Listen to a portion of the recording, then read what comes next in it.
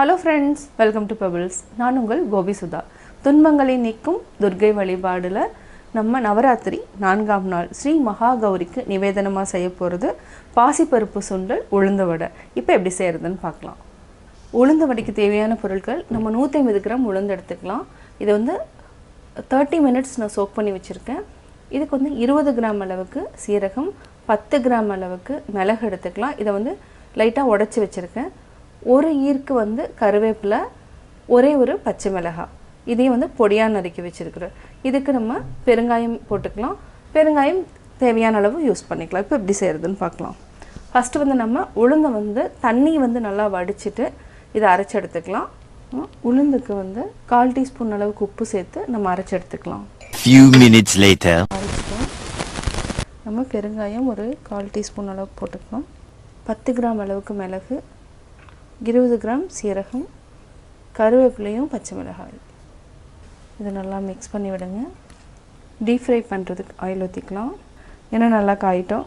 First வடை மாவு எடுக்கிறதுக்கு முன்னாடி நம்ம தண்ணியில் நனைச்சிக்கணும். கையை கொஞ்சம் கொஞ்சமாக எடுத்துக்கலாம்.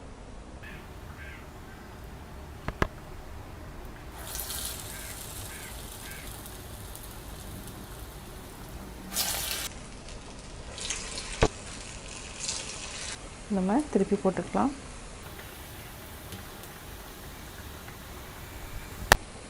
நல்லா வெந்துருச்சு, பொன்னிறம் ஆயிடுச்சு. இப்போ எடுத்துக்கலாம்.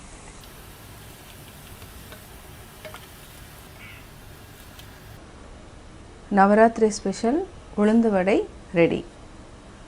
பாசி பருப்பு சுண்டலுக்கு 200 கிராம் அளவுக்கு நம்ம பருப்பு எடுத்துக்கலாம்.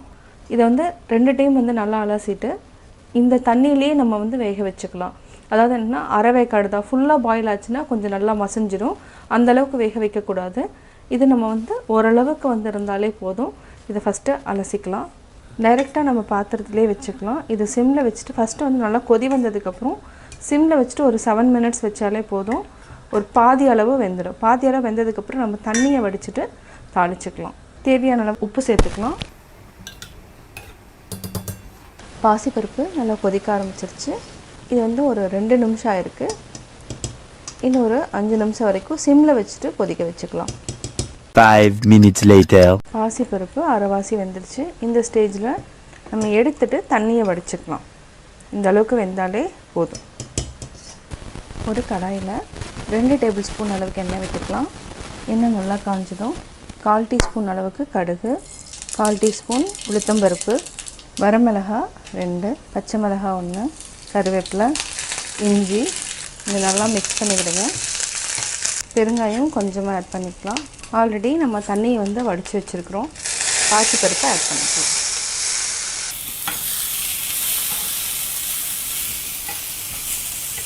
பாசிப்பருப்பில் தண்ணி இல்லாமல் பார்த்துக்கலாம். தண்ணி நல்லா வற்றினதுக்கப்புறம் நம்ம கேரட்டையும் தேங்காய் துருவலையும் ஆட் பண்ணிக்கலாம். இப்போ பார்த்திங்கன்னா தண்ணி எதுவும் இல்லை, நல்லா ட்ரை ஆகிடுச்சு. இப்போ கேரட் ஆட் பண்ணிக்கலாம். கேரட் வந்து பொடியாக கட் பண்ணி ஆட் பண்ணலாம், துருவியும் ஆட் பண்ணலாம். இது கூட நம்ம 2 டேபிள் ஸ்பூன் அளவுக்கு தேங்காய். கேஸ் ஆஃப் பண்ணிக்கலாம். இதை நல்லா மிக்ஸ் பண்ணி விடுங்க. லாஸ்ட்டில் நம்ம கொத்தமல்லி ஆட் பண்ணிக்கலாம். ஒரு சிலர் வந்து வெள்ளரிக்காயும் ஆட் பண்ணலாம். வெள்ளரிக்காய் சேர்த்துட்டிங்கன்னா உடனே சாப்பிடணும், இல்லைன்னா நீர் வந்து நிறையா வந்து சுண்டலுக்குள்ளே மிக்ஸ் ஆகிடும். கொத்தமல்லி தழை போட்டுக்கலாம். நல்லா மிக்ஸ் பண்ணிக்கோங்க. பாசிப்பருப்பு சுண்டல் ரெடி. நம்ம வேறு பிளேட்டில் மாற்றிக்கலாம். பாசிப்பருப்பு சுண்டல் ரெடி. உளுந்து வடை பாசிப்பருப்பு சுண்டல் எப்படி செஞ்சீங்கிறத பார்த்தீங்க. நீங்களும் வீட்டில் ட்ரை பண்ணி பார்த்துட்டு உங்களுடைய கமெண்ட்ஸ் எனக்கு சொல்லுங்கள். பிடிச்சிருந்தா லைக் பண்ணுங்கள், மறக்காமல் சப்ஸ்கிரைப் பண்ணுங்கள்.